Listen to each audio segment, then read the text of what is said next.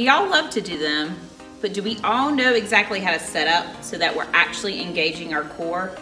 We use planks in here a lot at Booty Lab, and I love them because, well, it's not just core, it's your total body. Your total body is engaged in holding this position. So today I'm gonna cue you on how to set up properly for a plank. So let's do it. So if you are more of a beginner, I would suggest that you start either on an elevated platform or you can start on your knees. So let me show you from the floor on your knees. So hands are locked out, knees are bent.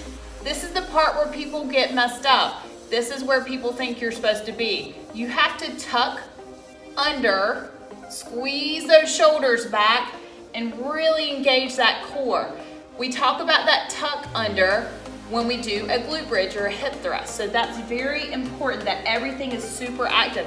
I'm squeezing as hard as I can in my core. I'm squeezing as hard as I can in my glutes, okay? All right. Once you get that down where you can hold a solid knee plank for at least 30 seconds, at least, then you can move on to the next stage.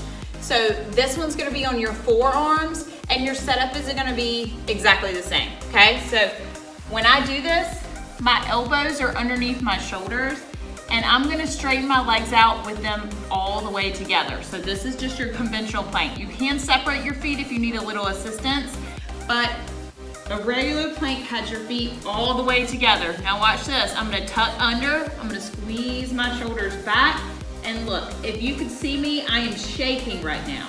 And it's not even been 10 seconds because I'm bracing everything in my body to hold this position.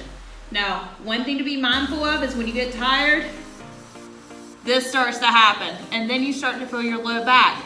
You don't want to do that, so make sure you can really hold a solid plank. You also don't want to do this. It puts a lot more pressure on your shoulders, and then it takes less tension off your core. So, there's nothing wrong with starting from your knees or starting from an elevated position.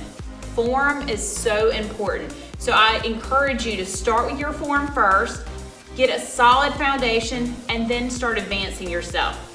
The sky's the limit on how hard you can make things. So basic is where you want to start.